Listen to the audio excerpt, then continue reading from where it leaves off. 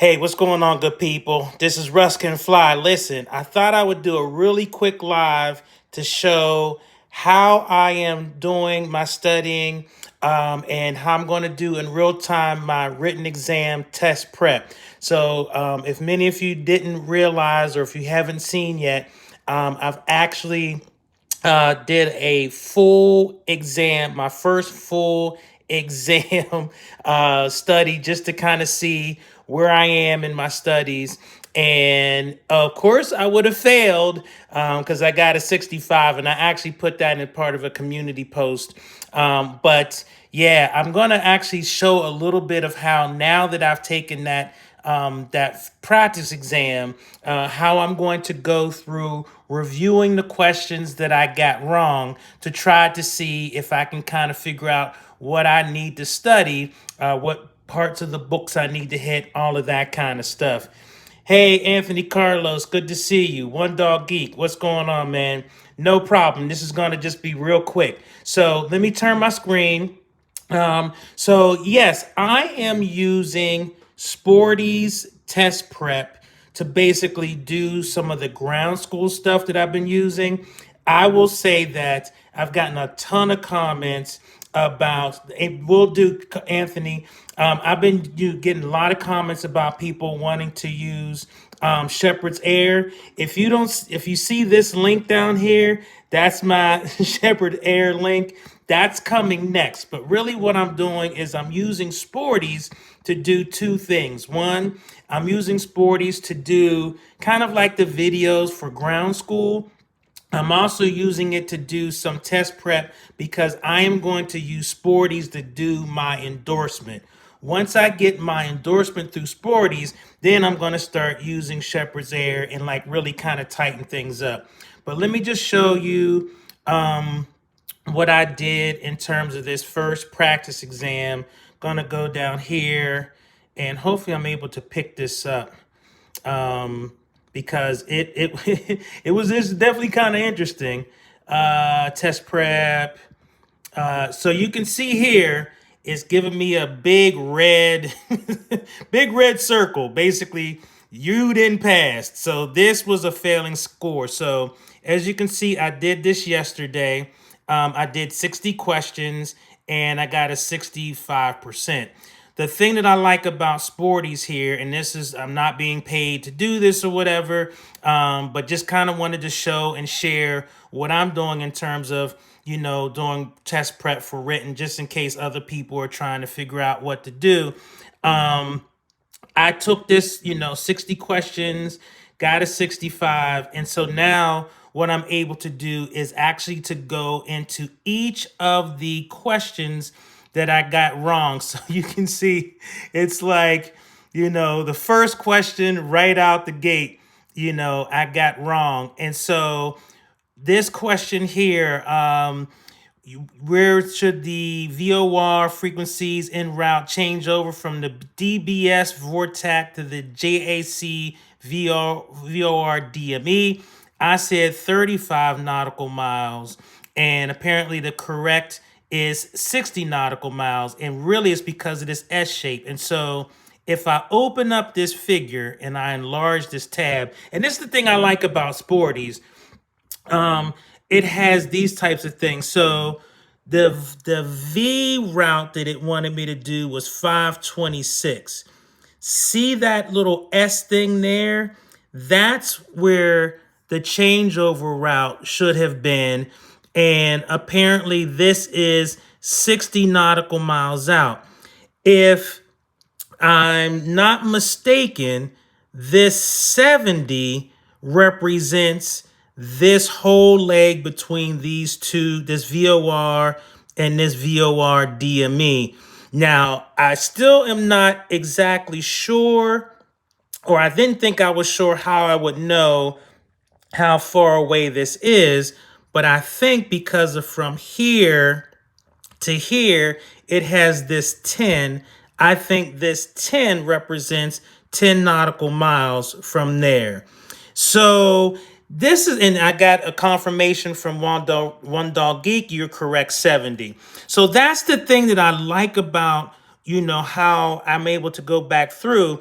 So the correct answer is this S-shaped symbol, because with 60 and 10 on it, it gives the changeover. So I was wrong. I thought it was the halfway point. That was not, in fact, the case.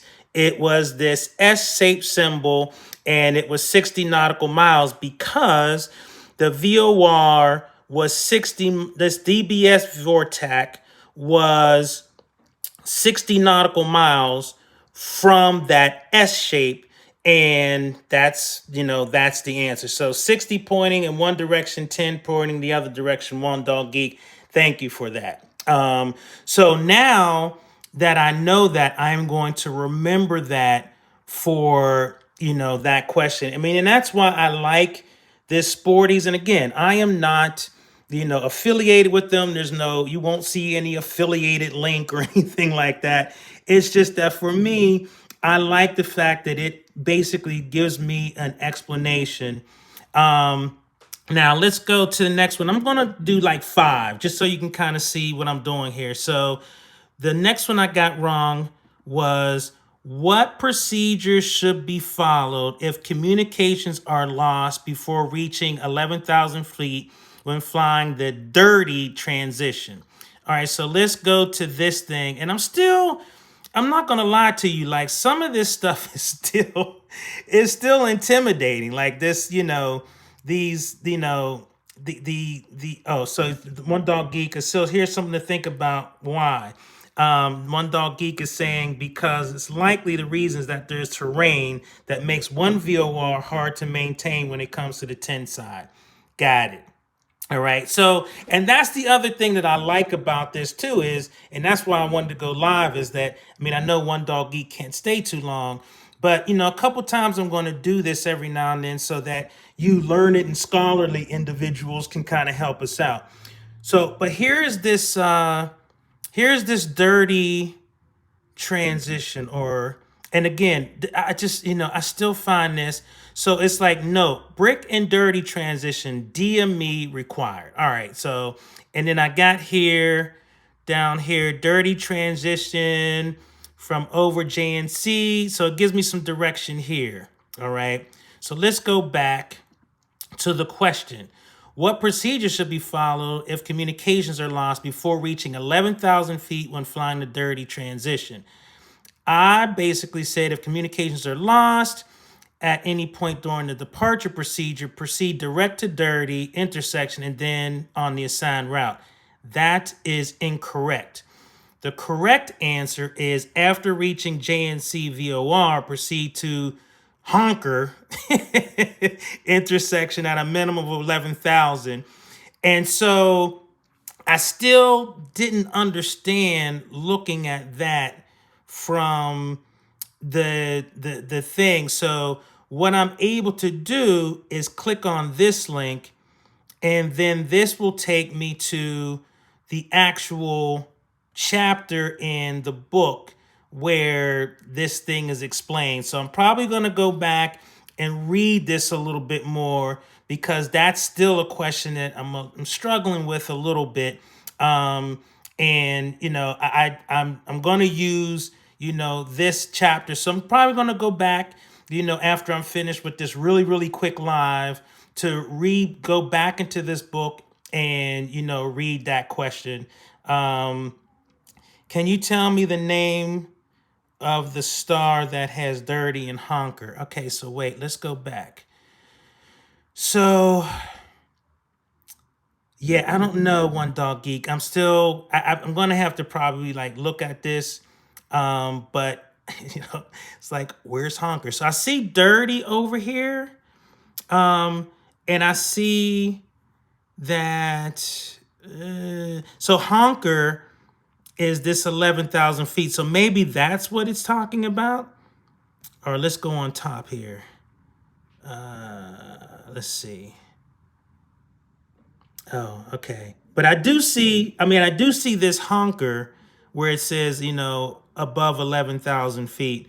So let me go back to the answer here. Something 6 departure. Grand Junction 6 departure. So anyway, that's how I'm going to try to get through that. And so you can see this is kind of how I'm trying to process through this. So I'll do one more and then, because I don't want to go too long, but frontal waves normally form on, I said, rapidly moving cold fronts or warm fronts. That is incorrect. Slow moving cold fronts or stationary fronts. And so again, what I'm probably going to do is going to go back and click on this and go back to the weather. And so one of the things that I'm finding out is that some of my weather stuff is pretty weak. Um, Weather, the worst part of my aviation scales. Yeah, I'm pretty weak on this weather stuff. And some of these questions about transitions on some of these, I guess, departure, these, SIDS and stars. It's still baffling me so much. The other thing that I'm, really get Shepherd Air that has everything you need to pass the written and understand most IFR flying. Leonard Brown says, I just passed my FAA written exam 2 weeks ago. Congratulations, brother. I'm envious. I want to be like you when I grow up. I use the Dauntless Aviation Instrument Ground School app. That's interesting. And Good Seal Instrument Pilot Ground School. Those are fascinating. So you heard that comment, check those things out as well. The other thing is I'm going to show you one more question and then we're going to wrap this up because I only wanted to do this for a real quick 15 minutes so people can get back to lunch. Thank you very much, Leonard, yourself. So check this one question out. This RVR is killing me, man. It's killing me. All right. What does the runway visual range value depicted on certain straight in initial approach points on charts represent? So I said the slant visual range pilot should see down the final approach during landing. Wrong. So RVR is the horizontal distance a pilot should see when looking down the runway from a moving aircraft. Okay. I'm not understanding that as much either. So that's something else I got to follow up on. So those are some of the things that, I'm really kind of struggling with. Some of it is just, I just don't know certain things. There's some things I'm doing well that I'm able to discern pretty quickly. So for any of you that are struggling with this written exam for the instrument, you heard from Leonard Brown. I know One Dog Geek. He is also a, instrument rated pilot. It can be done. So we just have to hang in there. And the reason why I'm posting this live to follow up to the post that I made on the channel about my 65 is just to encourage us all who are still trying to get over this hurdle that there are people out there that can get this done.